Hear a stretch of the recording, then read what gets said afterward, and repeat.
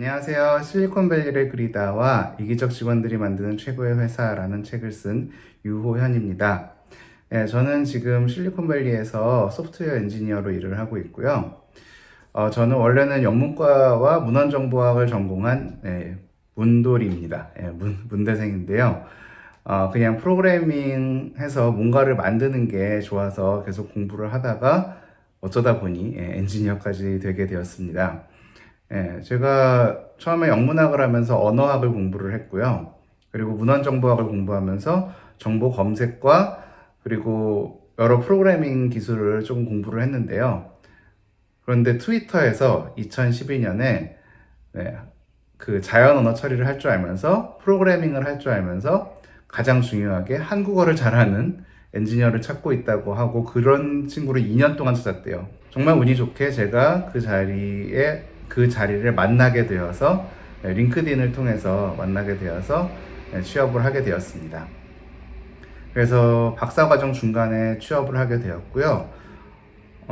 그리고 3년 정도 트위터에서 자연언어 처리 엔지니어와 검색팀 엔지니어로 일을 한 다음에 2016년부터는 에어비앤비로 넘어와서 에어비앤비에서는 결제 시스템 팀하고 교통수단 팀에 있다가 제가 4년 정도 있었거든요. 근데 실리콘밸리에서는 어차피 한 2, 3년에 한 번씩은 회사를 옮기게 되어 있고 저도 지금 다음 스텝, 넥스트 스텝이라고 하죠. 다음으로 어느 회사를 갈지 무엇을 할지 지금 고민 중이고요. 아마 저는 스타트업을 만들고 있는데요. 사이드 프로젝트로 몇 년 동안 만들어 왔는데 정치 관련 스타트업인데 그 스타트업을 해볼까 하고 지금 고민하고 있습니다.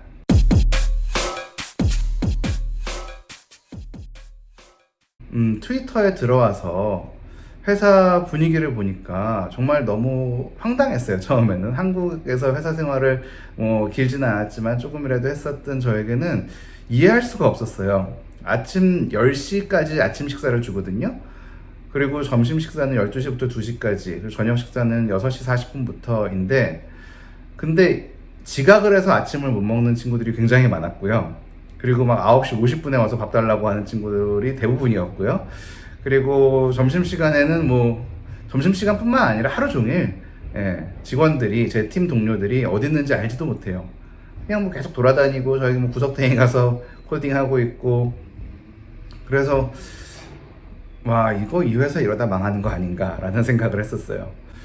그리고 한 2년 정도 있다가 이런 상태로 가면, 이렇게 직원들이 노는 상태로 가면 한 2년 정도 있다 망하겠다. 그럼 그때까지 열심히 이제 나도 같이 놀다가 2년 후에 나가야겠다라는 생각을 하면서 회사 생활을 했었는데요. 근데 회사는 더 잘 되고, 지금 트위터도 그렇고, 에어비앤비도 그렇고, 다 최고의 회사들이 되었잖아요. 그래서 도대체 왜 그럴까? 왜 이럴까? 이게 말이 되는 체제인가? 그거를 고민하다가 쓴 책이, 저 혼자 쓴 건 아니고, 이 고민을 같이 하는 5명이 모여 쓴 책이 실리콘밸리를 그리다라는 책이고요. 그리고 이 이기적 직원들이 만드는 최고의 회사라는 책은 그래서 실리콘밸리가 그런데 우리랑은 무슨 상관이냐? 한국 사회와 한국 기업과는 무슨 관계냐라는 질문에 답을 하기 위해서 쓴 책입니다. 네, 제 책 제목이 이기적 직원들이 만드는 최고의 회사잖아요. 그렇다고 이기적인 사람이 되라는 것이 이 책의 메시지는 아니고요. 영어로 보면은 쉽게 알 수 있는데 Self-motivated professionals make the best company라고 써놨어요. 그게 무슨 뜻이냐면 우리가 지금까지 회사에서 이기적이라고 생각했던 사람들 있죠. 특히 20대들. 만약에 엔지니어를 회사에서 여러 경험을 쌓으라고 인사팀으로 발령을 냈어요. 근데 그 엔지니어가 가기 싫대요. 자기는 엔지니어로서 더 성장하고 싶대요. 그러면은 좀 이상하죠? 그런 일은 잘 일어나지 않죠? 그러고서는 또, 어쨌든 가기 싫다 그러더니 얼마 후에 또 나가요. 자기가 회사에서 별로 성장하는 것 같지가 않대요. 그래서, 아니, 회사가, 학교도 아니고, 성장시켜주는 것도 아니고, 무슨 성장이냐, 네가 여기서 이 여러 팀을 경험을 해봐야 나중에 임원도 될 수 있고 더 지도력을 발휘할 수 있는 거 아니냐. 근데 어쨌든 그 친구는 싫다 그러고 나가버렸어요, 회사를. 그래서 이런 애들이 다 있지? 그러고 나서 요즘 그런 이제 90년대생들이 온다 또는 뭐 20대들에 대한 이야기를 하면서 이런 현상에 대해서 많이 이야기들이 나오는데요. 근데 실리콘밸리에 있으면서 보니까 이게 20대들의 이야기가 아닌 거예요. 실리콘밸리는 나이에 상관없이 전 직원 모든 사람들이 거의 모든 사람들이 그러고 있는 거예요. 그래서 이게 도대체 무슨 현상일까 하고 이제 제가 고민을 하다가 이런 한국 사회에서 이기적이라고 불리워왔던 이런 친구들이 어떻게 회사에 기여를 할 수 있고 그리고 앞으로의 회사는 어떻게 변해야 되는가에 대해서 고민을 하다가 책을 쓰게 됐습니다. 그래서 이기적 직원들, 이기적인 사람의 끝판왕은 누굴까요? 제가 생각하기에는 손흥민 선수인 것 같아요. 손흥민 선수 같은 프로축구 선수들 또는 뭐 프로야구 선수들은 뭐 굉장히 열심히 뛰어서 팀 성적에 기여를 하고 손흥민 선수 같은 경우에는 뭐 챔피언스 리그 준결승까지 토트넘을 올려놓을 정도로 엄청난 활약을 했는데 그 활약이 토트넘을 너무 사랑해서 토트넘의 미래를 위해서 그런 건 아니죠. 그냥 내년이라도 더 좋은 팀에서 더 좋은 오퍼를 주면 당장 이직을 하겠죠. 당장 팀을 옮길 텐데 그런 이기적인 사람들 때문에 팀은 엄청나게 많은 혜택을 입고 그리고 엄청나게 많은 성장을 하게 되죠. 그거랑 비슷한 것이 실리콘밸리의 기업 문화인데요. 그러한 문화를 그러한 이제 프로페셔널들이죠. 전문적으로 자기의 커리어를 위해서 열심히 일을 하는 사람들을 최대한으로 활용할 수 있는 조직 문화. 그 조직 문화를 제가 관찰을 한 끝에 설명을 하려고 만든 개념이 역할 조직이라는 개념입니다. 위계 조직은 이 그림에서 보시면 이 피라미드 형태의 조직이 있는데 맨 위에 있는 분이 머리가 제일 크시죠? 이 맨 위에 있는 분이 모든 결정을 다 내리시는 분이에요. 이 결정을 내리고 나면은 그 결정 사항은 아래로 이렇게 내려와요. 뭐 A 부장은 뭐하고 B 부장은 뭐하고 C 부장은 뭐하고 그다음에 과장 쭉 내려오고 대리 내려오고 실무진 가면은 밑에 보시면 머리가 없죠. 실제로 위계 조직에서는 아래에 있는 사람들은 최대한 질문을 하지 않고 질문을 최소한으로 하고 일을 빨리빨리 해내는 게 굉장히 중요해요. 이 맨 밑에 있는 사람이 만약에 이거보다 더 좋은 아이디어가 있는데요? 라고 하면 그렇다고 이 전체적인 위에서 내려온 액션 플랜을 그렇죠? 다 A 부장은 이거에 B 부장은 해서 쫙 내려왔는데 이 사람이 하기 싫다고 한다 그래서 다른 팀이 바꿀 수가 없잖아요. 다른 팀은 다 이렇게 하고 있는데 뭐 이 사람 여기 있는 하부 조직에서 바꾼다고 해서 바꿀 수가 없잖아요. 그래서 그냥 조용히 하고 열심히 해서 시킨 것을 빨리 해내는 사람이 가장 훌륭한 직원이 돼요. 그리고 이 실무진에서는 실제로 해보니까 계획대로 안 팔리던데요. 실제로 해보니까 계획하고 다르던데요. 아니면 굉장히 잘 됐어요. 라는 보고서를 올려야 되잖아요. 그 보고서를 올려서 보고서를 많이 써서 정보를 위로 다시 올려보냅니다. 그 위로 올려보내면 사장님이 그 정보들을 수합해서 보시고 다음 결정을 내리시죠. 그래서 이렇게 결정사항 내려오고 정보는 올라가는 조직, 이게 위계 조직입니다. 이 위계 조직은 뭐 시키는 거를 빠르게 해서 한 방향으로 빠르게 뛰어가는 데는 굉장히 좋은 조직이죠. 근데 반면에 제가 실리콘밸리에서 관찰했던 역할 조직은 사실 제가 이 수평적 조직이라는 말을 많이 하잖아요. 근데 실리콘밸리 기업들을 보면은 뭐 저희 회사만 봐도 당연히 수평적이지는 않아요. 뭐랄까 문화적으로 이제 수평적이고 뭐 사장이 저보다 뭐 위에 있어서 뭐 군림하지 않고 그런 수평적인 건 있지만 뭐 제 위에 매니저 있고 매니저 위에 디렉터 있고 디렉터 위에 뭐 부사장 VP 있고 그다음에 또 사장이 있고 그 구조는 다 똑같죠. 그런데 제일 중요한 건 뭐냐? 결정권이 위에 있지 않고 각 역할을 맡은 전문가들에게 있다는 거예요. 그래서 역할 조직이라고 붙였어요, 이름을. 이건 어떤 조직이냐면 엔지니어는 엔지니어 결정 내리고 디자이너는 디자이너 결정 내리고 경영 결정은 CEO가 내리는 그런 조직이에요. 자, 디자이너가 정말 예쁜 핸드폰을 디자인을 했어요. 그래서 CEO에게 가져갔는데 CEO가 싫다 그랬어요. 그러면 위계 조직에서는 그 디자인은 까인다고 하죠. 그 디자인은 시장에 나가지 못하는 거예요. 그런데 역할 조직 같은 경우에는 CEO가 싫다 그랬다. CEO는 경영 역할을 맡은 사람이잖아요. 경영 전문가잖아요. 경영 전문가의 의견은 경영 전문가, 디자인 비전문가의 의견으로 받아들여지는 거죠. 그래서 디자이너는 네, 사장님 개인 의견이니까, 물론 경영적인 마인드가 들어간 의견으로서 참고를 하고 최종 결정은 디자이너가 내리는 거죠. 그런데 이 경우에 사장님이 결정을 내릴 때랑 디자이너의 결정을 내릴 때 어떻게 달라지냐 하면요. 사장님이 결정을 내리면 디자이너의 일은 끝나버려요. 디자이너가 예쁜 디자인을 해서 사장님께 딱 했는데 사장님이 합격하면은 그럼 디자인은 이제 끝난 거예요. 나는 이제 이 프로젝트는 성공한 거고 다음 프로젝트로 넘어가자가 되는 거죠. 그래서 이게 나중에 시장에서 나가서 어떻게 되든 말든 큰 상관은 없어요. 왜냐하면 어차피 사장님이 결정을 한 거고 사장님이 책임을 지시는 거거든요. 최종 결정은 사장님이 내렸기 때문에 디자인이 좋든 말든 건 사장님 책임이에요. 그런데 사장님이 이거는 이런 개선 경영적으로 봤을 때 빨간색 핸드폰보다는 파란색이 더 잘 팔릴 수도 있지 않을까라고 생각을 해요. 그런데 최종 결정은 디자이너가 내려주세요라고 하면 디자이너 갑자기 이제 등골이 서늘해지는 상황이 오죠. 그러면 사장님이 결정을 안 내려주고 책임을 안 지어주면은 자기 책임이잖아요. 그러면 다음 프로젝트로 넘어갈 수가 없죠. 이거가 지금 이렇게 1차 시안이 나온 거지, 이게 최종안이 아닌 거죠, 이 상태에서는. 그래서 시장에 나갈 때까지 계속 바꿔가면서 어떻게 하면 이게 시장에 잘 먹힐까. 그렇게 해서 시장에 런칭까지 했을 때 그 결과를 보고 피드백을 해서 내가 어떻게 수정을 하면 될까를 계속 고민하고 생각할 수밖에 없어져요. 책임을 내가 져야 되니까.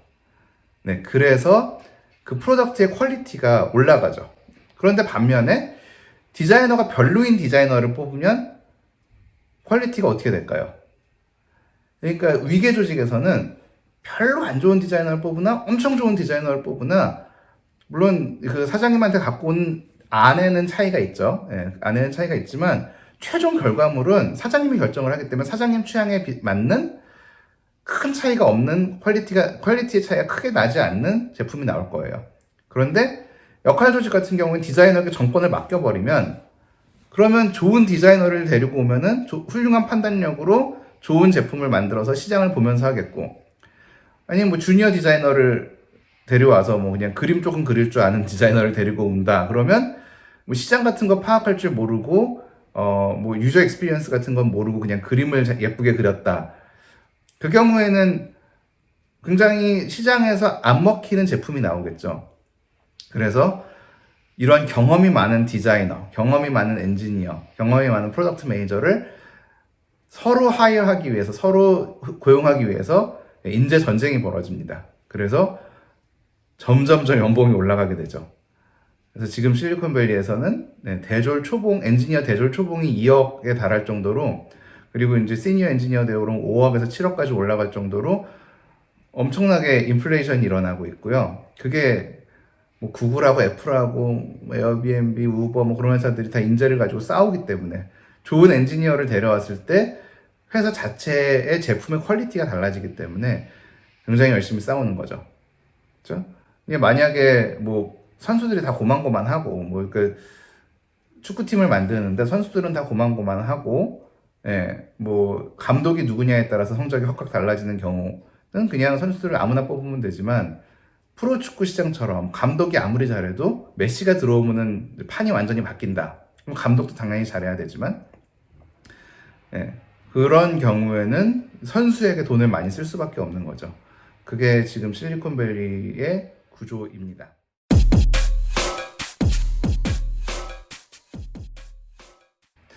자, 그러면 위계 조직에서 최고의 인재는 어떻게 활동을 할까요? 그리고 역할 조직에서 최고의 인재는 어떻게 일을 할까요?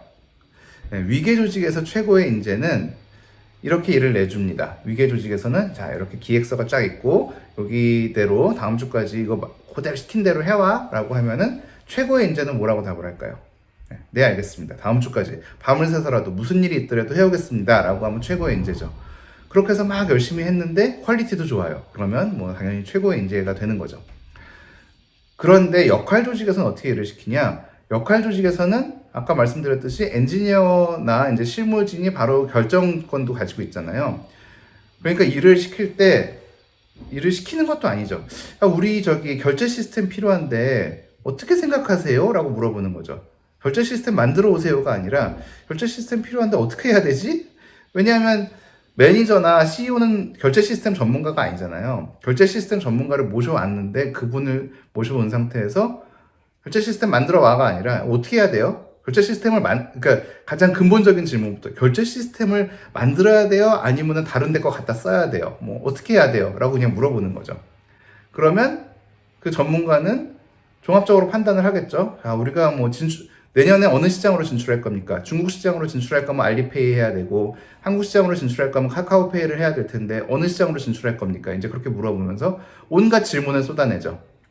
그래서 정보를 막 수합을 하고, 다른 엔지니어들한테도 물어보고, 디자이너한테도 물어보고, 프로덕트 매니저한테도 물어보고, CEO한테도 물어봐서, 아, 그러면 지금 상태에서 제일 좋은 거는 우리가 뭐, 결제 시스템을 만들기보다는 뭐 다른 뭐 카카오페이거나 아니면 뭐 이니시스 그런 거를 갖다 쓰자. 그런 결론이 나올 수도 있고, 아니면 이런 거 다 별로다. 우리가 완전 새로운 패러다임으로 새로운 걸 만들어 보자. 라고 할 수도 있고, 그 종합적인 판단을 내려야 되는 거죠. 근데 그걸 CEO가 다 내리면은 너무 비전문적인 결정을 내리겠죠. 결제 전문가가 아니니까. 그래, 경영 전문가로서 경영 쪽으로 봤을 때, 야, 이거 하면 돈이 너무 많이 들어. 이거 하면 우리 회사가, 너무 디펜던시가 다른 회사에 너무 의존적이 돼. 그런 말은 할 수 있지만, 기술적으로 이건 아니야 라는 판단을 내릴 수는 없겠죠. 그래서 기술 판단은 기술이 하고, 엔지니어가 하고, 디자인 판단은 디자이너가 하고, 그렇게 돌아가는 조직이 역할 조직입니다. 그래서 역할 조직 최고의 인재는 어떤 사람이냐? 종합적인 판단 능력과 소통 능력이 굉장히 중요하고, 실제로 구현 능력도 중요하고, 리더십도 중요하고, 뭐 그런 인재가 역할 조직의 최고의 인재죠. 그런데 역할 조직에 위계 조직 최고의 인재가 들어오면 어떻게 될까요? 정말 시키는 거 잘하고 눈치 빠르고 성실하고 무슨 일이든 해내는, 그리고 뭐 인간관계 좋고 뭐 이런 친구가 딱 역할 조직에 들어왔어요. 그럼 역할 조직에서 일을 이렇게 시키겠죠? 저기 우리 결제 시스템 필요한데 어떻게 생각하세요? 그러면 위계 조직 최고의 인재는 열심히 하겠습니다. 시켜만 주십시오. 그렇게 대답을 하겠죠. 그러면 아니 이거 어떻게 하는지 우리는 모르고 당신이 전문가니까 모셔온 건데 어떻게 해야 돼요? 그러면 위계 조직에서 최고의 인재는 잘하겠습니다. 열심히 하겠습니다. 기획서만 주십시오. 그러는 거죠. 그러면 갑자기 최고의 인재였던 사람이 아무짝에도 쓸모없는 사람이 되는 거예요. 성실하고 근면하고 그게 중요한 게 아니라 종합적으로 판단해서 결정을 하고 자기 프로젝트를 자기가 만들어 나가야 되는데 그런 거가 없는 거죠. 반대로 역할 조직 최고의 인재를 위계 조직에 딱 갖다 놓으면 어떻게 되느냐? 위계 조직에서는 이렇게 일을 시키겠죠. 저 이렇게 기획서대로 다음 주까지 해오세요. 그러면은 역할 조직의 최고의 인재였던 사람은 위계 조직에 들어가서 질문을 시작하겠죠. 이거 왜 하는 겁니까? 이게 우리가 중국으로 진출할 겁니까? 한국으로 진출할 겁니까? 뭐 그러면 위계 조직 이제 팀장님은 아니 그거는 저기 경영진에서 알아야 될 문제고, 그건 경영 정보니까 말해줄 수 없고 그냥 이거대로 하세요. 그러면 아니 이게 이제 기획서를 쭉 검토를 하면서 아니 이게 지금 뭐 자바로 돼 있는데 지금 시대가 어느 시대인데 자바로 합니까? 이거는 지금 뭐 파이썬으로 해야 합니다. 뭐 그러면 팀장님은 아니 이거 사장님 결제 난 거니까 이거를 바꾸지는 못하고 아까 조직도에서 보셨듯이 밑에서 바꿀 수가 없잖아요. 전체적으로 다 결정이 나 있기 때문에. 그래서 바꿀 수가 없고 이거를 다음 주까지 해오세요. 그러면 이제 역할 조직에서 최고의 인재였던 사람은 자기의 최고의 강점이었던 종합적인 판단 능력 같은 거를 다 그냥 쓸데없는 게 돼버리는 거죠. 그런 정보들이. 그리고 이제 시키는 걸 열심히 하는 사람이 되어야 되는 거죠. 그래서 실리콘밸리에서 데려간 인재들이 말만 많고 잘난 척하고 그리고 자꾸 질문하고 시키는 일은 안 하고 일은 대충 하는 것 같고 또 심지어 그 아랫사람들보다 엔지니어는 속도도 느리고 그럼 쟤는 뭐야가 되는 거죠.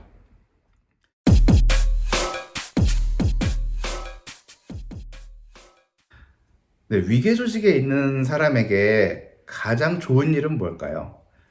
위계 조직에 있는 위계 조직에 있는 직원에게 일어날 수 있는 가장 좋은 일은 승진이고 가장 안 좋은 일은 잘리는 거죠. 그래서 잘리지 않기 위해서 열심히 일을 하죠. 그런 상황에서는 항상 생각하고 있는 게 뭐죠? 우리 팀장님은 나에게 뭘 원하시지? 우리 사장님은 나에게 뭘 원하시지를 생각하게 되는 거죠. 그래서 항상 윗사람이 뭘 원하는지를 항상 생각을 하고 고민을 하게 되죠. 위계조직의 디자이너처럼 항상 시장이 뭘 원하는지가 중요한 게 아니라 사장님 취향이 제일 중요한 그런 상황이 되는 거죠. 그런 사람들에게는 그러한 상황에서는 혁신적인 거를 하면 안 돼요. 왜 혁신적인 걸 하면 안 될까요? 혁신적인 거는 성공 확률이 낮은 거잖아요. 갑자기 무슨 완전 뜬금없는 프로젝트를 가져와서 나는 세상을 바꾸고 싶어요. 뭐 그러면 아니 그렇게 하다가 그렇게 하다 프로젝트 망해서 비용만 많이 발생하고 그럼 잘리는 거잖아요, 회사에서. 그리고 승진은 당연히 안 될 거고. 그러니까 물론 되면은 좋겠죠. 되면은 세상을 바꿀 수 있고 되면은 회사를 바꿀 수 있을 텐데 그 혁신이라는 거는 일단 성공 확률이 뭐 10% 이하, 1% 이하 뭐 그런 것들이잖아요. 그런 거를 내가 리스크 테이킹을 하고 하느니 그냥 사장님과 부장님, 팀장님의 마음에 드는 일을 계속 하는 게 좋죠. 근데 사장님과 부장님은 혁신을 원하시죠. 그래서 혁신을 하세요 그러면은 혁신이 제목인 보고서를 쓰죠. 그래서 전 세계의 혁신 모델들을 찾아보니까 이러한 모델이 있고 이런 모델이 우리 팀에는 제일 잘 맞을 것 같습니다 라고 하는 게 혁신 보고서죠. 이 혁신 보고서는 혁신하고는 아무 상관이 없죠. 새로운 거를 한 게 아니잖아요. 세상을 바꾸는 새로운 걸 한 게 아니라 다른 데를 보고 관찰을 해서 보고서를 쓴 거잖아요. 이게 그 기업 내 문화를 바꾸는 데는 의미가 있을 수 있을지 몰라도 아니면 기업 내에 뭔가 신사업을 만드는 데는 의미가 있을지 몰라도 새로운 혁신은 아니죠. 다른 데 거를 가져오는 거지. 도입을 하는 거죠. 그런데 실리콘밸리에 있는 아니면 역할 조직에 있는 사람에게 가장 일어날 수 있는 좋은 일은 뭘까요? 승진이 아니에요. 승진이 아니라 다른 회사들이 저에게 줄을 서는 거예요. 구글에서도 오라 그러고 페이스북에서도 오라 그러고 뭐 트위터에서도 오라 그러고 계속 줄을 서는 거예요. 가장 안 좋은 일은 뭘까요? 잘리는 건 괜찮아요. 한 2, 3년에 한 번씩 어차피 회사를 옮기니까 잘리는 건 괜찮은데 잘렸을 때 갈 데 없는 게 가장 큰 문제예요. 손흥민 선수도 그렇잖아요. 손흥민 선수가 뭐 그 팀 내에서 막 인정받고 그거보다 더 중요한 건 뭐죠? 다른 팀에서 불러가는 거죠. 레알 마드리드에서 연봉 2배 줄게 와 라고 하는 게 가장 좋은 시나리오고 최악의 시나리오는 뭐냐? 팀에서 잘리는 건 괜찮은데 어차피 뭐 매년 이적 시장이 있는 거니까. 근데 잘렸는데 갈 데가 없어요. 방출됐는데 갈 데가 없어요. 그럼 이제 심각한 문제인 거죠. 그럼 갑자기 축구 선수로서 은퇴를 해야 되는 상황이 오는 거죠. 자, 그럼 이 상황에서는 어떻게 되냐? 역할 조직에 있는 엔지니어, 뭐 저 같은 이런 사람은 뭐 팀장님이 원하는 거, 사장님이 원하는 거 중요하죠. 그거는 지금 회사에서 뭐 돈을 주고 있고 퍼포먼스를 내야 되니까 중요한데 그거보다 더 중요한 건 뭐냐? 업계에서 원하는 거. 다음 회사가 나에게 뭘 원할 거냐? 그렇죠? 제가 만약에 옛날 기술을 쓰고 있어요. 우리 회사에서는 비용도 많이 들고 그래서 신기술로 넘어가기 싫어해요. 근데 제가 옛날 기술을 계속 쓰고 있으면 어떻게 되죠? 업계에서 저를 점점 안 찾겠죠. 20년 전 기술을 쓰고 있는 사람을 뭐 신입사원으로 뽑지 않을 거 아니에요. 그러니까 옛날 기술 쓰자 그러면 뭐 회사에서 비용 때문에 뭐 마이그레이션 뭐 새로운 기술로 이제 새로운 기술을 가지고 새로운 기술을 도입하지 않겠다라고 얘기를 하면 엔지니어 입장에서는 이런 말 나오는 거잖아요. 네가 내 인생 책임질 거냐? 아니 저기 팀장님이 내 인생 책임질 거예요? 나는 신기술을 써야지, 신기술을 자꾸 익혀야지 다음 회사에 갈 수 있는데 이 회사가 나를 평생 먹여 살릴 것도 아니고 다음 회사 갈 수가 없잖아요. 완전히 이런 식이죠. 손흥민한테 야 저기 우리 팀에 골키퍼가 없으니까 1년만 골키퍼 해라. 그러면 손흥민 선수는 감독님이 내 인생 책임질 겁니까? 그리고 바로 도망가겠죠. 그런 것이 실리콘밸리에서의 생태계 같은 거고요. 그래서 실리콘밸리는 혁신을 하지 않으면 안 돼요. 혁신적인 거를 해야지 그러니까 이 회사에서의 위치가 문제가 아니라 제 커리어 전체, 제 업계에서의 커리어가 계속 유지가 될 수 있는 거죠. 안 그러면 도태돼 버리고. 그래서 그러니까 참 재밌어요. 이게 회사 내의 생존 경쟁을 우리는 생각을 하잖아요. 회사 내에서 어떻게 하면 살아남고 회사에서 어떻게 열심히 할까 생각하는데 실리콘밸리에서는 회사 내의 생존 경쟁이 중요한 게 아니라 업계에서의 생존 경쟁이 중요하니까 어떻게 보면은 더 힘든 일일 수도 있고 또 어떻게 보면은 회사에서 감시받는 일은 없는 거죠. 그리고 회사도 이 친구들을 감시할 이유가 없어요. 왜냐하면 이 친구들은 회사에서 일을 시켜서 열심히 하는 친구들이 아니라 회사에서 막 이거 해 이거 안 하면 혼나 라고 해서 열심히 하는 친구들이 아니라 자기 커리어를 위해서 하는 사람들이잖아요. 그러니까 손흥민한테 너 골 넣어? 골 안 넣으면 혼나라고 한다고 골을 넣을 건 아니죠. 근데 야 골을 넣으면 다른 팀에 갈 수 있어. 골을 넣으면 더 좋은 팀에 가서 뭐 엄청 좋은 대회에 가서 우승을 할 수 있어. 그래서 열심히 하는 거잖아요. 그러면은 손흥민 선수를 뭐 감시하면서 제가 태업을 하네, 뭐 골을 더 넣을 수 있는데 안 넣었네, 뭐 그런 생각을 할 필요가 없는 거죠. 자기를 위해서 하니까. 그게 제가 말씀드렸던 이기적 직원이라는 이야기입니다.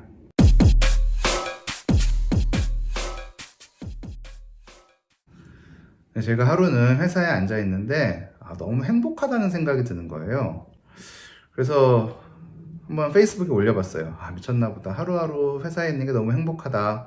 예, 뭐 일을 뭐 뛰어나게 잘하고 있는 것도 아니고 뭐 그렇지만 회사에 있는 게 너무 행복하다라고 페이스북에 올렸더니 이런 댓글들이 달리더라고요. 뭐 이거 뭐야 무서워. 뭐 마약하는 거 아닌지 가까운 병원에 빨리 가봐. 뭐 집에서 애 보는 게 너무 힘들어서 그러니 집에 가기 싫어서 그러니 뭐 그렇게 댓글들이 달리더라고요. 그리고 나서 생각을 해보니까 우리나라에서 일을 할 때 행복한 거는 이상한 일이었어요.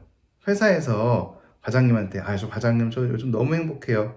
회사에 있는 게 너무 좋아요. 그러면은 과장님이 너 요즘 일이 부족하니? 일 좀 더 줄까? 라고 말씀을 하셨어요. 그래서 일을 더 받지 않기 위해서는 굉장히 바쁜 척을 늘 하고 저 너무 힘들어요. 너무 바쁘고 어제도 밤샜어요. 막 그렇게 하면은 실제로 뭐 밤을 안 샜어도 막 항상 피곤한 척을 해야 되고 그래야 일을 좀 덜 받았고 뭐 일 더 한다고 뭐 돈 더 주는 것도 아니고 그런 상황이었어요. 그런데 실리콘밸리에서는 제가 불행하다 그러면 매니저가 난리가 나요. 매니저가 맨날 물어보는 게 Are you happy?라고 물어봐요. 너 행복하니? 행복하지 않으면 야 뭐가 문제야? 뭐 진짜 전 처음에는 회사 가서 저도 너무 바빠요. 어제 막 너무 힘들게 밤새 일했어 그랬더니 우리 매니저가 너 일이 이거 안 맞니? 일이 너무 많니? 어떻게 줄여줄까? 이거 네 실력하고 안 맞는 일인 것 같니 이게? 아니면 네가 하고 싶은 일이 아니니? 계속 물어보더라고요. 그래서 아니 그건 아니고 내가 열심히 일을 한다고라고 하는데 항상 그 바쁘다고 하는 게 여기서는 능력 없다는 뜻으로 받아들여지더라고요.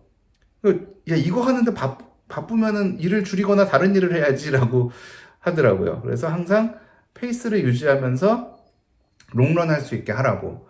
근데 그게 일을 덜 하라는 게 아니라 자기 실력에 맞는 일을 하라는 거죠. 자기가 실적을 낼 수 있는 만큼의 일을. 그래서 그 실적만큼 돈을 주겠다는 거죠.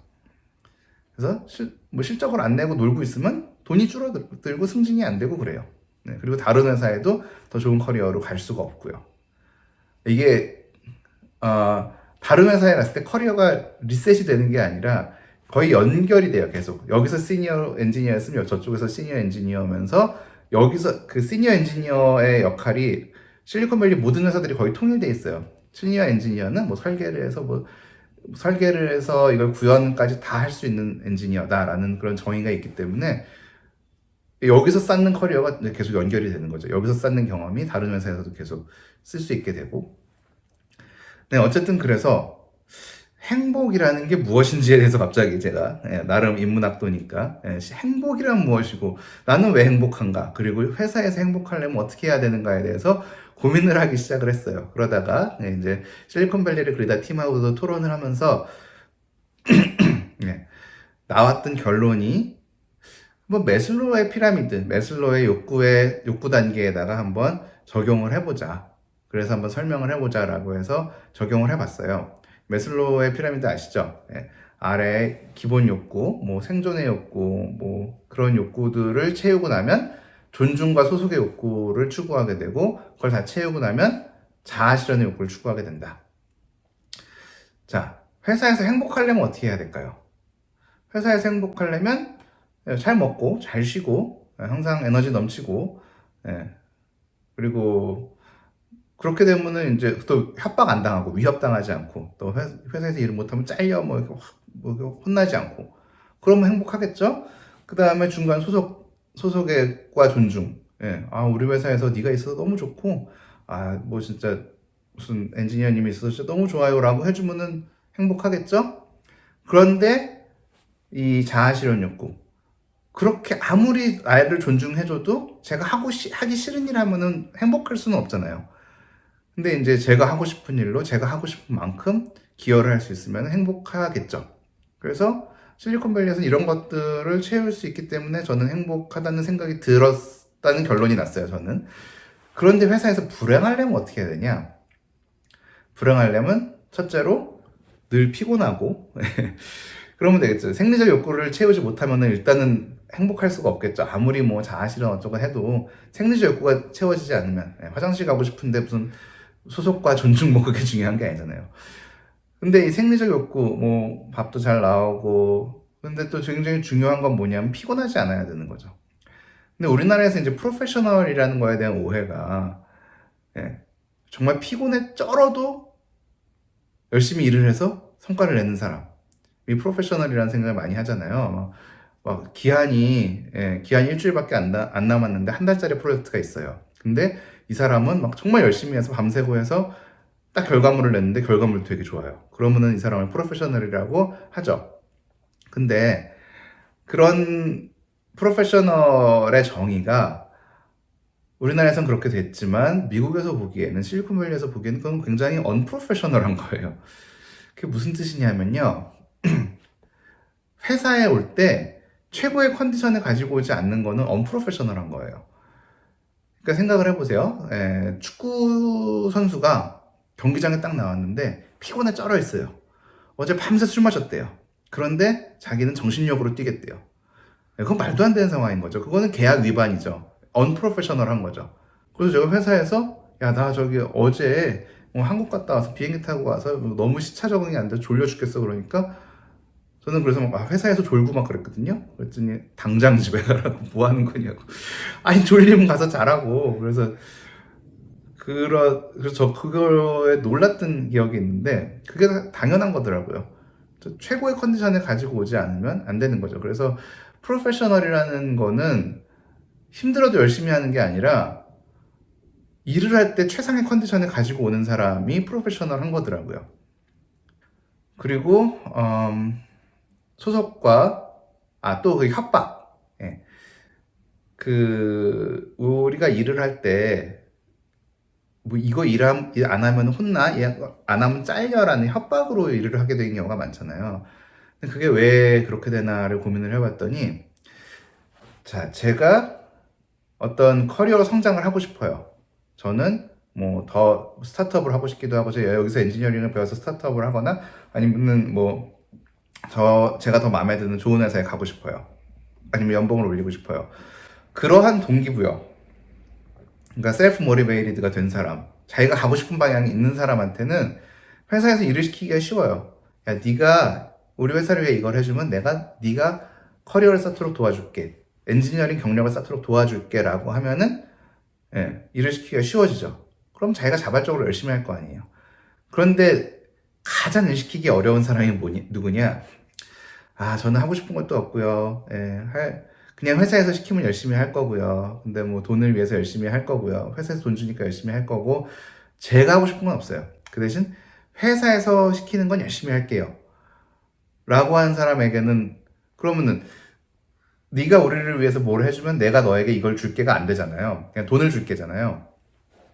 그럼 동기부여가 어떻게 되냐? 일을 최소한으로 하면서 돈을 많이 받는 게 동기가 되겠죠. 자기 커리어를 위하는 사람은 일을 최소한으로 하면 내 경력이 점점점 제 경험이 줄어들잖아요. 제가 이만큼 경력을 쌓을 수 있는데, 커리어를 위해서 이만큼 경험을 하고 배울 수 있는데 요만큼밖에 못 배우는 거잖아요. 그래서 저한테 손해예요. 일을 덜 하면. 돈을 위해서 일을 하는 게 아니니까. 근데 나는 커리어고 뭐 별로 관심은 없고 그냥 돈을 받아서 하루하루를 살아가고 싶은데, 그러려면 일을 최소한으로 하고 돈을 많이 버는 게 최고의 목적이 되는 거죠. 그럼 이제 회사 입장에서는 제가 돈은 이만큼 주는데 일을 요만큼 하려고 하지는 않나라고 계속 감시를 하게 되는 거죠. 그래서 그러다 보면은 이제 당근과 채찍이 나오는 거죠. 그런데 실리콘밸리에서는 그 협박을 당하거나 할 일이 없더라고요. 너 이거 일 안 하면 혼나? 이거 일 안 하면 잘려? 그럴 일이 없는 게, 아니, 제가 이 회사에서 잘린다고 뭐 그렇게 내 인생이 망하는 것도 아니고, 뭐 다른 회사 가면 되고. 근데 제가 열심히 일을 하는 이유는 이 여기서의 경험을 발판 삼아서 다른 회사에 또 가고 제 커리어를 쌓고 아니면은 스타트업을 하기 위해서니까, 뭐 그냥 열심히 하는 게 너무 당연하고 열심히 안 하면 제가 손해인 상황이 오는 거죠. 네. 그렇게 해서 협박당하지 않으니까 행복했는데, 위계 조직에서는 아무래도 뭐 이게 단순히 위계 조직이라기보다는 자기 스스로 동기부여가 안 되는 사람들에게, 안 되어 있는 사람들에게 일을 시키려면은 협박을 할 수밖에 없으니까, 예, 그렇게 해서 행복하기 어려운 상황이 오고요. 그리고 소속과 존중은 아무래도 공채로 들어와서 똑같이 성장을 하다 보면 누구는 과장 달고 누구는 뭐 대리에 남아있고 그러면 서로 경쟁을 할 수밖에 없고, 그러면 경쟁으로 항상 비교당하고, 야, 너는 쟤보다 못하고 뭐 그러면은 아무래도 행복하긴 어렵죠. 예, 그러면 원만한 관계를 갖기도 어려워지고, 그리고 마지막으로 자아실현. 예, 제가 하루는 저녁을 먹고 상을 닦고 있는데 제 와이프가 그러는 거예요. 부엌에서 오빠 상 좀 닦아 그러는 거예요. 제가 상을 닦고 있는데 닦기가 싫어져요. 네. 제가 자발적으로 시작을 했는데 닦기가 싫어지는 거죠. 그렇게 누가 시키면 하고 있는 일도 좀, 원래 공부하고 있다가 엄마가 공부해 그러면 하기 싫잖아요. 그것처럼 자기가 자발적으로 하지 않는 일은 하기 싫은 거죠. 그렇게 해서 행복에 대해서 생각을 해봤고요. 이게 우리나라랑 무슨 상관이냐? 우리나라는 그럼 왜 그러지? 왜 우리는 동양 문화라서 그런가? 유교 문화라서 그런가? 그런 생각을 많이 저도 했었고 이 얘기를 많이 들었는데요. 정말로 이 한국의 발전하는 것을 관찰을 하고, 그리고 실리콘밸리를 관찰을 하다 보니까 제가 내린 결론은 이건 동서양의 차이가 아니다. 동서양의 차이가 아니고, 정말 솔직하게 얘기를 하면은 이거는 먹고 살만해지냐의 문제다. 경제적인 문제고 국가가 얼마나 선진국이 됐냐의 문제다라는 생각이 들더라고요. 그러니까 제가 선진국, 후진국의 이제 생각을 다르게 하게 된 게, 우리는 선진국 하면 막 이게 막 진짜 꿈의 나라, 막 이렇게 모든 사람들이 시민의식이 성숙하고 막 서로 막 굉장히 잘해주면서 정치의식도 막 굉장히 수준 높고 경제적으로도 풍요롭고 그런 거잖아요. 근데 미국 와서 살다 보니까 미국이 최고 선진국이라고 하는데 엉망이에요. 예, 지하철도 굉장히 지저분하고 사람들끼리 막 빈부격차 되게 심하고 노숙자들 길에 넘쳐나고 위험하고 밤에 걸어다니다가 뭐 총 맞을 수도 있고, 단순히 총기 규제 문제가 아니라, 그래서 우리나라가 훨씬 선진국인데 왜 그러지? 라고 생각을 했었는데, 예, 제가 생각하게 된 후진국은 뭐냐면, 그 메슬로우의 피라미드에서 그 생리적 욕구에 집착하거나 생리적 욕구를 추구하는, 그러니까 이게 제일 큰 문제, 먹고 사는 문제가 제일 큰 문제인 나라가 후진국이에요. 그러니까 뭐 전쟁 나서 막 국가가 보호해줄 수 없고 굶어 죽을 수 있고 그런 문제가 있는 게 후진국이고, 개발도상국은 뭐냐? 소속 같은 거를 관심을 갖기 시작하는 거, 소속과 존중감. 그래서 옛날에 삼성이 그런 멋진 캐치프레이즈를 만들었죠. 또 하나의 가족. 당신이 삼성에 들어오면 가족이 되어주겠다. 지금 들으면 조금 시대에 안 맞고 웃기는 얘기일 수도 있는데, 그 당시에는 너무너무 사람들에게 공감이 됐던 게 뭐냐면, 내가 갖고 싶은 거는 소속감과 어떤 존중감, 삼성맨으로서의 존중감, 그런 거였던 거죠. 근데 지금은 이제 그런 광고가 없죠. 그런 광고 대신에 선진국이 된다는 건 뭐냐면, 그 메슬로우의 피라미드에서 제일 꼭대기 자아 실현을 추구하는 단계인 거죠. 나는 누구고 나는 뭘 잘할 수 있지? 내가 어느 회사에 소속되는 게 중요한 게 아니라 나는 누구지? 나의 브랜드는 뭐지?를 생각하게 된 거죠. 근데 우리나라가 이제 그 과도기에 있는 거예요. 개발도상국으로 살아오면서 소속과 존중을 추구하던, 지금도 추구하고 있고, 그 사람들과, 근데 요즘 청년들을 보니까 얘네들은 뭐 어느 회사에 누가 되는 것보다 나는 누구고, 나는 뭐 유튜버를 할 거야, 뭐 나는 프로게이머를 할 거야, 뭐 그러면 자기의 길을 자꾸 찾아 나가고, 내가 하고 싶은 일을 하겠어, 내가 성장하는 회사에 다니겠어, 뭐 그런 생각을 하는 게, 뭐 청년들이 뭐 특별히 막 대단한 교육을 받아서가 아니라 이게 다 먹고 살만하면서 다 차서 그렇죠. 우리가 옛날 할아버지 할머니들이 했던 막 전쟁 나서 죽으면 어떡하지, 뭐 굶어 죽으면 어떡하지, 그런 걱정 안 하잖아요. 겪어본 적도 없고. 그런 것처럼 이제 지금 청년 세대들은 내가 소속감을 못 느끼면 어떡하지, 존중감을 못 느끼면 어떡하지를 고민하기보다는 나는 누구고 자아 실현을 어떻게 하면 되지를 고민하는 세대가 오기 시작한 거죠.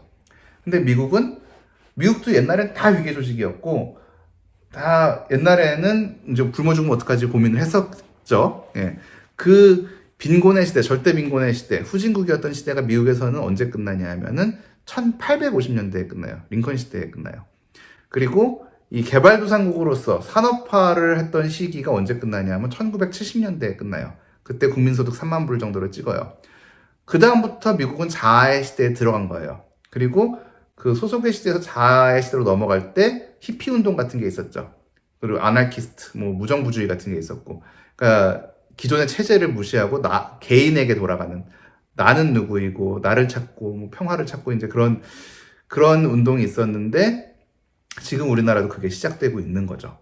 그래서 이런 과도기적인 상황에서 그래서 한국에서 실리콘밸리의 문화와 새로운 기업 문화를 자꾸 찾게 되는 게 이제 더 이상 개발도상국의 문화로서는 안 되게 된 거죠. 나라가 선진국이 되어버렸으니까. 예, 선진국에 뭐 우리가 뭐 엄청나게 잘해서 열심히 노력해서 온 거지만 어쨌든 진입을 해버렸으니까 선진국이 문제가 없는 나라가 아니라 선진국은 선진국의 문제가 있고 선진국의 문제는 선진국의 방식으로 풀어야 되는데 개발도상국의 방식으로 풀려고 하니까 문제가 되는 거죠. 자, 옛날에 생존의 시대에 사람들은 어떻게 살았냐? 여기 차트에 보시면 이 파란색 줄이 가방끈이에요. 네, 가방끈이 긴 사람이 전 국민의 20% 정도였고, 이 빨간 선은 뭐냐면 중산층 이상, 잘 먹고 잘 살 수 있는 사람들, 사회에서 인정받는 사람들은 한 30% 정도였다고 생각을 하면은, 옛날에는 젊을 때 공부를 열심히 해서 고졸 이상이 되거나 아니면 고졸 이상은 안 됐지만 사회에 나와서 열심히 해서 인정받으면 이 빨간 선 안에 들어갈 수 있었어요. 그렇죠? 그래서 이때는 항상 노력이 중요했어요. 노력을 하면, 젊을 때 노력을 하면, 젊을 때 고생은 사서도 한다 그랬었죠. 젊을 때 노력을 하면 가방끈이 길어져서 성공적인 삶을 살거나 아니면 뭐 가방끈이 길지 않아도 아침에 일찍 일어나고 성실하게 살면은, 예, 이 빨간 선 안에 들어갈 수 있고. 그런데 소속의 시대로 넘어오면서 어떻게 됐냐? 개발도상국이 되면서 가방끈이 다 길어졌어요. 모든 사람들이 노력을 물론 해야지 대학에 갈 수 있지만 그게 옛날처럼 막 소 팔고 뭐 그건 아니라 그냥 공부를 좀 하면은 웬만하면 대학에 가요. 요즘 뭐 20대 취업을 하려는 사람들의 90 몇 %가 대졸 이상이라고 하더라고요. 이 상태에서는 어떻게 되냐? 옛날보다 중산층의 크기는, 빨간 줄의 크기는 늘었지만 대학을 나와도 이 안에 못 들어가는 거죠.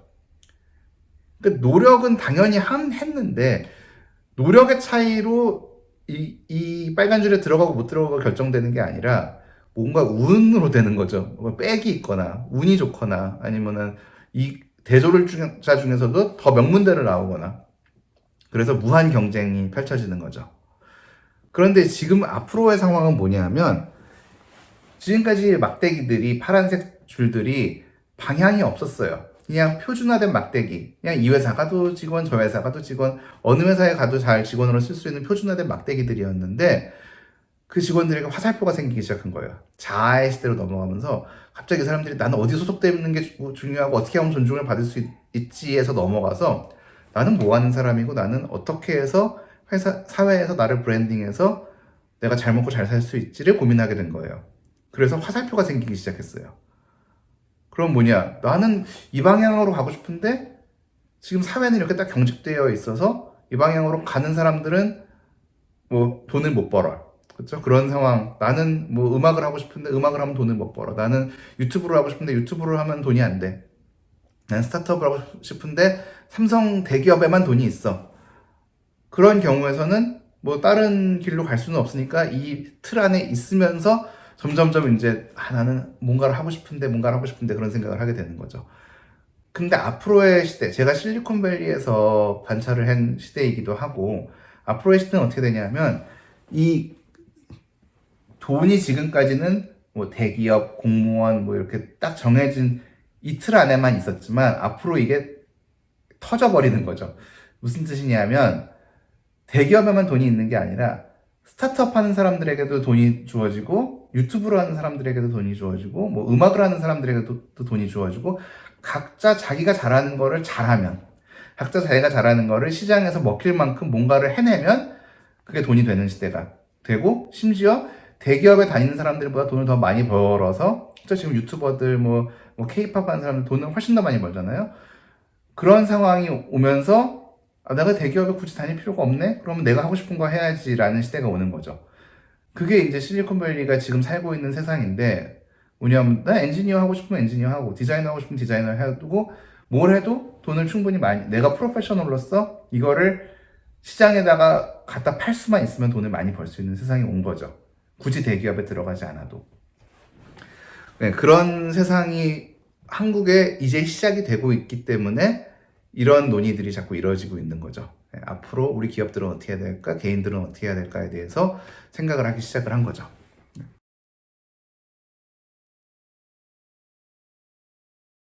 네, 그리고 애자일에 대해서 잠깐 말씀을 드릴게요. 우리나라에서 애자일이라는 얘기 굉장히 많이 나오고 있는데요. 네, 애자일이 뭐냐? 애자일은 재빠르다고 민첩하다는 뜻이죠. 사람이 재빠르고 민첩하게 일을 하는 게 아니라 제품이 재빠르다는 뜻이에요. 제품이 민첩한 건데 어떻게 하는 거냐? 제품을 조금 만들어서 내보고 조금 만들어서 시장에 내보고 하는 거예요. 그래서 반응 보고 바꾸고. 그러니까 뭐 대형 제조업 기업에서는 할 수 없는 일이죠. 뭐 냉장고를 뭐 조금 바꿔서 내고 조금 바꿔서 내고 그럴 수가 없잖아요. 근데 소프트웨어에선 가능하죠. 매일매일 업데이트를 할 수 있고. 그렇게 하다 보면 어떻게 되냐? 시작과 끝이 없어져요. 냉장고 같은 경우에는 설계하고 만들고 조립해서 이제 딱 딜리버 되고 소비자에게 딱 배달을 해주고 그런 다음에 피드백을 모아서 다음 사이클에는 어떻게 만들까? 뭐 자동차도 마찬가지고 그래서 1년 주기로 나오죠. 그런데 소프트웨어 같은 경우에는 해보고 안 되면 바꾸고 해보면 안 되고 바꾸고 그래서 뭐 페이스북 앱 여러분 쓰실 때 유튜브 앱이나 무슨 트위터 앱이나 쓰실 때 그 앱이 1년 후에 어떻게 바뀌어 있을지는 마크 주커버그도 모르고 아무도 몰라요. 그냥 계속 애자일하게 변화를 하기 때문에 그런 모델이 애자일한 모델인데 그 애자일한 모델이 왜 혁신을 만드냐 하면은 자 여기 그림을 보시면 자동차를 만드는 그림이 있는데 위의 회사는 위계 조직이에요. 위의 회사는 미션이 이거예요. 세계 최고의 자동차를 만들어서 시장 점유율을 최고로 해서 돈을 많이 벌자.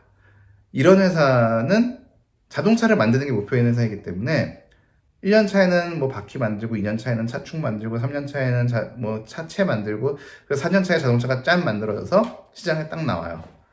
근데 이렇게 딱 나왔을 때 시장의 트렌드가 바뀌었을 수도 있고 시장이 원래부터 원하지 않았을 수도 있고 뭐 비용이 너무 많이 들어갔을 수도 있고 이제 그러면 망하는 상태인 거죠. 근데 애자일한 회사는 뭐냐면 애자일한 회사들은 이런 식으로 미션을 하죠.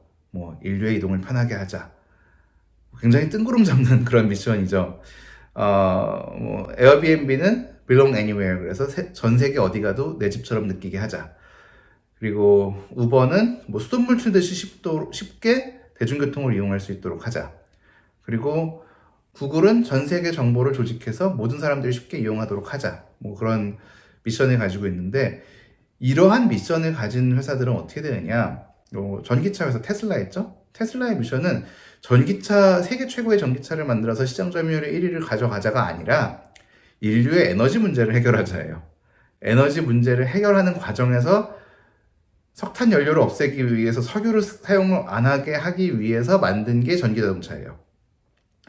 자, 이렇게 미션이 있는 회사들은 어떻게 발전을 하냐? 이 회사의 미션 같은 경우에는 인류의 이동을 편하게 하자죠. 인류의 이동을 편하게 하려면 어떻게 해야 될까요? 일단 뭐 스케이트보드를 만들어 보고 스케이트보드를 시장에 내보니까 이거 자꾸 넘어지네? 그리고 별로 속도도 안 나네? 그래서 뭐 핸들도 달아서 킥보드도 만들어 보고 킥보드를 해보니까 이것도 안 되네? 그래서 자전거를 만들어 보고 오토바이도 만들어 보고 자동차도 만들어 보고 그래서 5년 차에 자동차 회사는 4년 차에 만들었는데 이 회사는 5년 차에 자동차를 만들었어요. 근데 더 중요한 건 뭐냐면 이 회사의 미션은 끝나지 않았어요. 위에 회사의 미션은 끝났잖아요. 자동차 만들자 자동차 만들었는데 아래 회사의 미션은 인류의 이동을 편하게 하자. 그런데 자동차를 만드는 게 인류의 이동을 편하게 하는 게 끝이 아니죠. 뭐 제트팩을 해서 하늘을 날 수도 있고 뭐 땅을 뚫어가지고서는 뭐 터널을 만들 수도 있고 기차를 만들 수도 있고 초고속 열차를 만들 수도 있고 우주선을 만들 수도 있고 그 미션은 안 끝났기 때문에 계속 새로운 것들을 해 나가는 거죠. 그래서 우리나라에서 그러니까 킥보드를 실리콘밸리 혁신산업이라고 킥보드를 많이 우리나라에 도입을 했었잖아요. 근데 실리콘밸리 컨텍스트에서 보는 거죠. 도시 내에서의 이동을 편하게 하려면 어떻게 해야 될까를 하다가 킥보드도 해보고 뭐 스케이트보드에다 전 모터도 달아보고 외발 자전거도 해보고 자전거 시스템도 만들어보고 그렇게 하고 있는 건데 우리나라에서는 저거 성공적인 비즈니스 모델로 킥보드 산업이 있네, 혁신 기업들이 저걸 하네, 우리도 갖다 해야지가 된 거죠. 이게 같은 걸 하는 것 같지만 굉장히 다른 거죠. 이 회사 둘 다 자동차를 만드는 회사 같지만 굉장히 다른 회사인 거죠. 이 회사는 자동차를 계속 만들고 있는 거고 이 회사는 앞으로 1년 후에 2년 후에는 전혀 다른 걸 만들 수 있는 거죠. 이게 애자일 하다는 뜻이고, 그게 애자일 하려면 미션이 있어야 돼요. 그리고 그 미션을 위해서 다양하게 피버팅이 일어나야 되는데, 피버팅이라는 게 야 이거 해서 돈 안 되니까 저거 하자가 피버팅이 아니라 이 미션을 이루기 위해서 이 방식으로 했었는데 이 미션을 그렇게 해서는 시장이 안 먹히니까 다른 방식으로 이 미션에 접근을 해보자.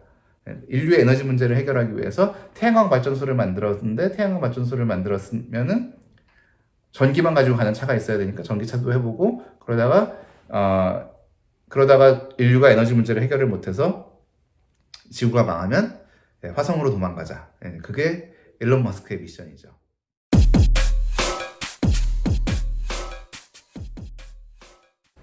결론적으로 실리콘밸리를 만약에 실리콘밸리를 따라 하실 필요는 없어요. 모든 회사가, 모든 조직이. 왜냐하면 실리콘밸리는 제가 말씀드린 실리콘밸리는 내년에는 다른 조직일 수도 있어요. 애자일하게 변하잖아요. 계속 실험이 이루어지고 있는 곳이고 기업 문화도 계속 변하고 있는 곳이고, 근데 그 중에 이제 잘 먹힌 기업 문화만 모아서 제가 설명을 드리는 게 역할 조직의 개념이고, 내후년에는 완전 다른 조직 문화들이 나와 있을 수도 있는데, 그걸 따라 하기보다는 이 핵심적으로, 그러니까 자유로운 복장, 자유로운 근무 시간, 사람들이 어떻게 애자일을 따라 하자, 혁신적인 문화를 만들자, 그게 중요한 게 아니라 가장 코어가 뭐냐? 실리콘밸리가 다룰 수 있는 가장 코어는 그거예요. 회사의 소유권과 결정권이 분산되어 있다는 거예요.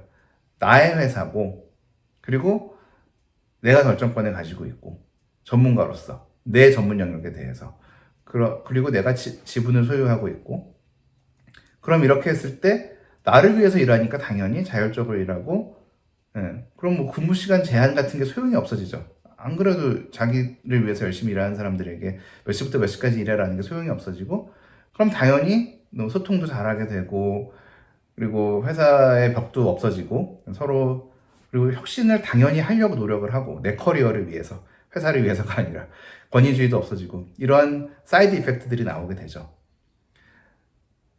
그래서 무조건 이렇게 하자가 아니라, 만약에 여러분의 조직이 변화를 해야 할 때, 아니면 변화를 하고 싶을 때 하나의 이해할 만한 데이터 포인트로 드리고 싶은 거지, 무조건 이렇게 되세요, 이게 더 좋은 거예요, 그리고 지금 조직은 안 좋은 문화예요 라는 거 말씀드리는 게 아니니까요. 잘 참고를 해서 자기 회사의 변화, 자기 조직의 변화는 정말, 실리콘밸리는 굉장히 다양성의 사회고 다양한 민족들이 같이 있고 컨텍스트에 따라서 기업 문화와 조직은 달라야 하고 다를 수밖에 없고, 실리콘밸리에 있는 이 문화가 그대로 적용될 수는 없는 확률이 많은데, 얘네들이 왜 이러는 건가, 실리콘밸리는 왜 이렇게 돌아가는지를 이해를 하고, 그리고 나서 그럼 우리 회사는 어떻게 변할까, 우리는 실리콘밸리보다 더 좋은 문화를 만들고 싶은데 그럼 어떻게 변할까를 고민해보는 것이 맞을 것 같습니다. 그래서 무조건 따라하거나 벤치마킹 하려고 하시지 마시고, 쟤네는 저래서 감시를 안 하는구나, 쟤네는 저래서 근무 시간이 따로 정해져 있지 않구나, 그러면은 우리 지금 구조는 이렇고 우리의 전체적인 결정권은 이렇게 되어 있으니까 우리는 어떤 문화를 만들까, 그리고 우리는 결정권 구조를 어떻게 바꿀까를 같이 고민해보는 시간이 되었으면 좋겠습니다. 네, 감사합니다. 질문 있으시면 이메일이나 여러 가지 방식으로 보내주시고요. 페이스북으로 보내주셔도 되고요. 그러면 네, 긴 시간 시청해 주셔서 감사하고요. 다음에 뵙도록 하겠습니다. 감사합니다. 안녕히 계세요.